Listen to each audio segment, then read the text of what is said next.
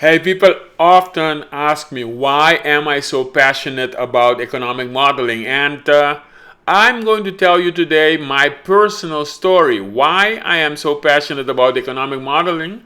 And I wrote this story, so I'm going to read it for you. So if you want to know why I am so passionate about economic modeling and why you should also be passionate about it, then this is the show to watch.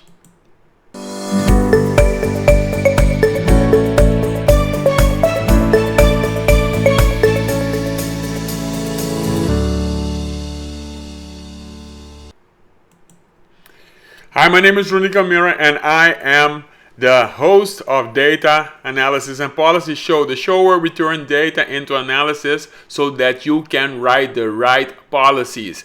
Now, I've been working with economic models for 24 years, and today I decided to tell you a little bit about my story, why I am so passionate about economic modeling. So, if you are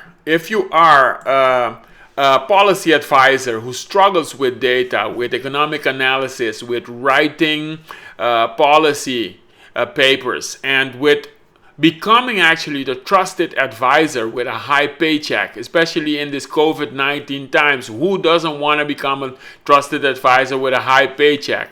Then you might relate to this. So that's why I'm going to read my story for you. And the story is about this. So back in 1995, when studying economics, I always was trying to understand the economy.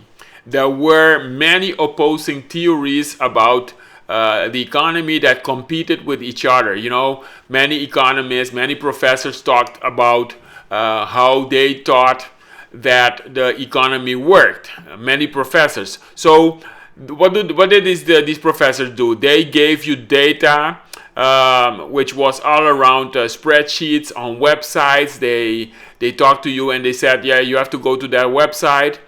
And the more they talked, the more confused you got. So you could never have a picture of how the economy worked. Does that relate to you? Many people talking about it, etc.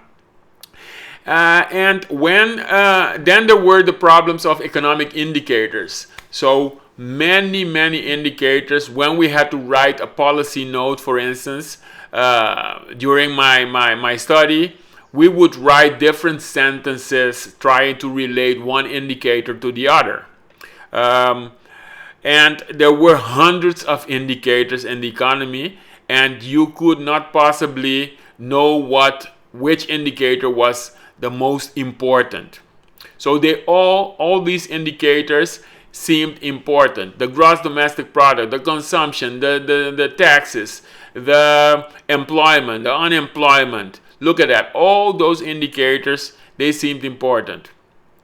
So you could never ever calculate exactly how much an indicator would change, what the effects would be on the other indicators, and I always wanted to get an understanding of the economy. So as a student of economics, I always struggled with the data. I struggled with one theory saying different things and the other saying that, and basically what advice could I give? Now the lowest point was during my internship at the Ministry of Economic Affairs in Curacao in 1995, because there I experienced this problem at the lowest, at the deepest level. And I was there gathering all kinds of information about the minimum wage for Curacao and what data actually did matter, what indicators influenced the minimum wage. Now, this minimum wage was one of the biggest, most important issues on Curacao during that period, because there were there were, I think, 4 minimum wages, and they all had to be uniformed to one minimum wage. So I had a deadline to produce my analysis. I had to come with an advice. I had to become very practical, and I had to turn data into analysis and create a policy. So there you have it, massive data, a crucial policy measure to calculate. That policy measure would affect the lives of many people, thousands of people.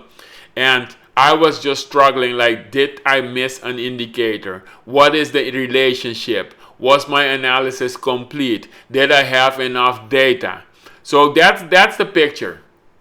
So the turning point came when 1 year later I got a job at the Ministry of Economic Affairs, and I became the most junior policy advisor, most junior economist in the ministry. But this time, at my side, by my side, was a senior economist with 18 years of experience who handed me like a macroeconomic model. He handed me this macroeconomic model of Curacao because he had been working on this macroeconomic model, and he constructed it. That actually changed my life. That changed my life completely.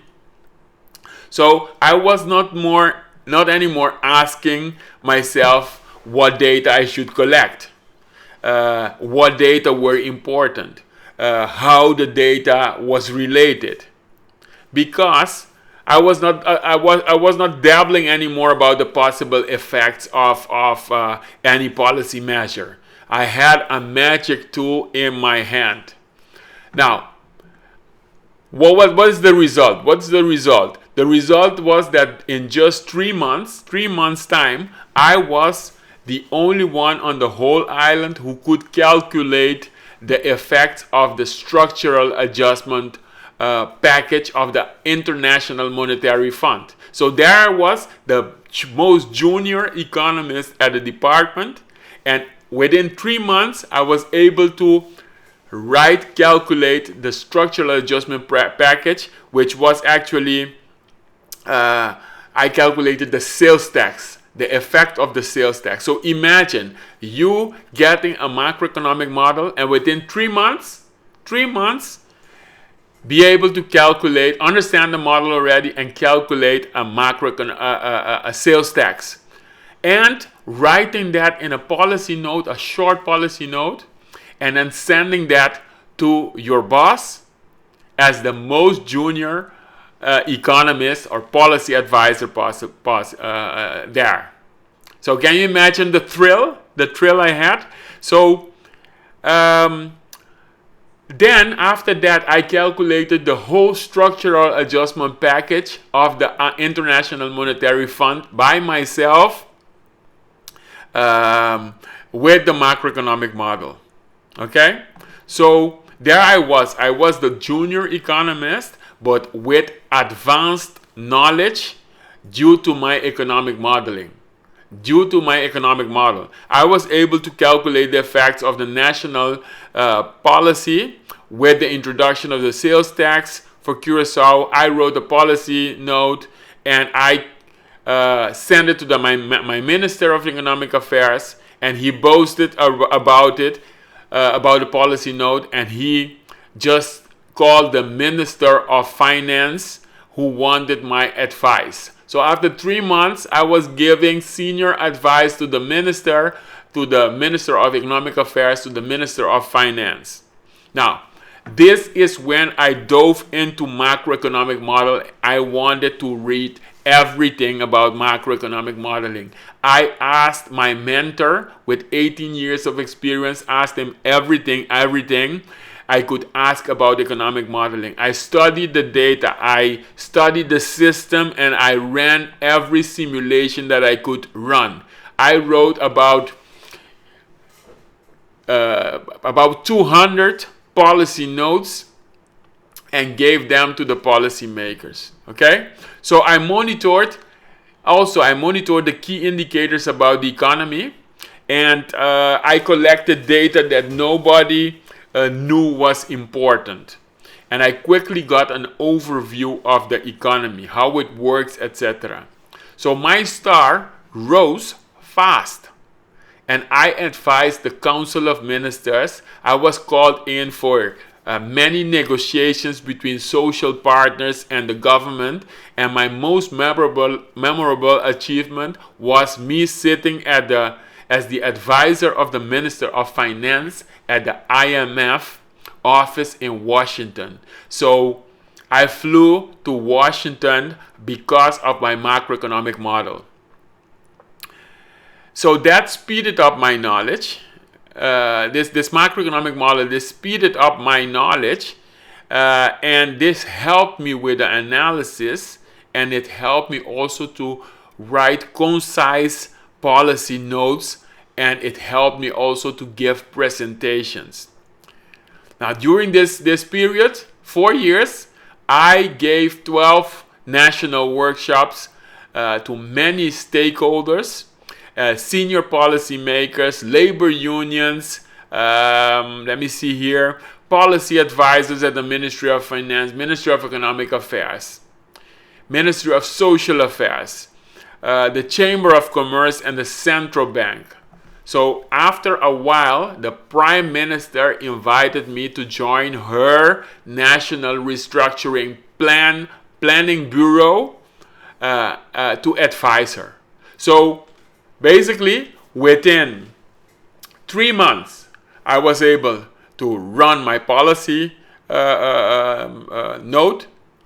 policy package. I was able to run a structural adjustment program of the whole IMF for the whole country. Then I worked and I went to the IMF as advisor to the Minister of Finance, and finally the Prime Minister asked me, after 4 years, asked me to join her cabinet to advise her. Now, what is the ripple effects, the other ripple effects of the economic modeling? Now, after 4 years, I left Curacao for the Netherlands, and my interview of my next job, I brought my macroeconomic model and the modules that I created with me when I was interviewed. And it was an energy trading company in the Netherlands, and I just took my laptop with my macroeconomic model and some modules, and I showed them that macroeconomic model during my interview. And then basically a senior trader came to me, and he walked in after like 1 minute, and he said, "Hey, if you created this, then I have no further questions." So this senior trader, he didn't want to ask me any other questions, because he said, if you created this macro model and these modules, then I have no further questions. So my salary doubled compared to my previous job, basically. During my second job, my salary doubled. So that's when I realized the power of macroeconomic models. It is the fastest way to become a trusted advisor and get a higher paycheck and advance in your career. So I want to show you my last thing, which is actually, I am on a mission to help young and mid-year policy advisors and even senior policy advisors in the Eastern Caribbean, Jamaica, Turks and Caicos, Curacao, Sint Maarten. Those are the 12 islands right now, but I'm adding islands consistently to this portfolio of islands. So if you are in the Eastern Caribbean, if you are on Jamaica, Turks and Caicos, Curacao, Sint Maarten, and you are a policy advisor, a junior policy advisor, a medium policy advisor, or even a senior policy advisor, but you are struggling with data, you're struggling with analysis, you're struggling with what I struggled with during my student time, then that's why you can get a macroeconomic model, and it can totally change your mind. I'm on a mission to help young and mid-year and even senior policy advisors in the Eastern Caribbean with their careers through the power of macroeconomic modeling. And my goal is actually for you to become a trusted advisor with a higher paycheck. So it's not the macroeconomic model. The macroeconomic model is just the vehicle for becoming the trusted advisor. And my experience is that it is the fastest and most efficient and effective way to become a trusted advisor with a higher paycheck. So if you want to stay connected with me, then I am going to show you some social media links, and then I'm going to wrap this episode up.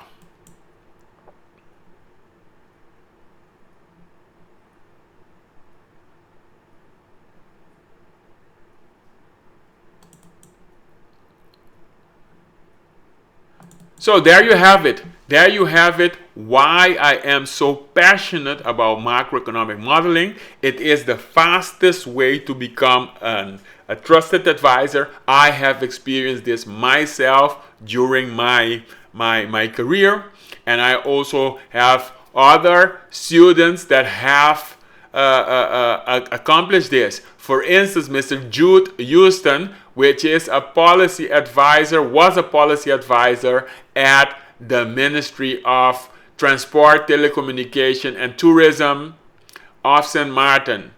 Hi, Jude. Jude was a policy advisor, and right now Jude is the executive director of the Chamber of Commerce.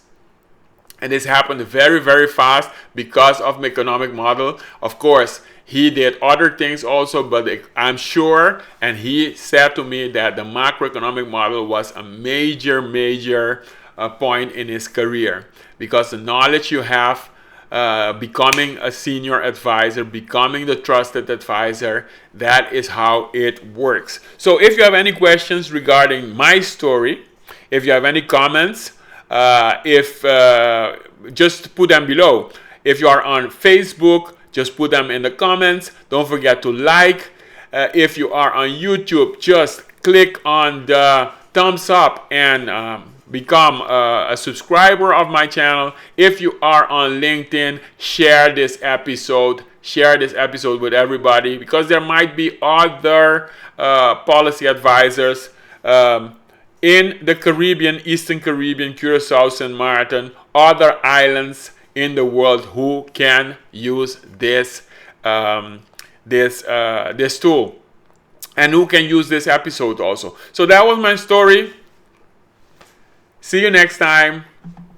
Don't forget to share, and of course go to CaribbeanStrategicBoardroom.com/waitlist, because I'm creating something special. I want to spread this knowledge. I'm on a mission to help as many people as possible become the trusted advisor with a higher paycheck. So I'm preparing something great, and I want to share it. So if you want to know more about it, when it is released, go to CaribbeanStrategicBoardroom.com/waitlist. And remember that boardroom is where strategic things are discussed, where people are high achievers, and those people, you want to join them. Right now it's free, so join that waitlist to make sure that I can send you that information as soon as it is released. So that's it for this episode. That was episode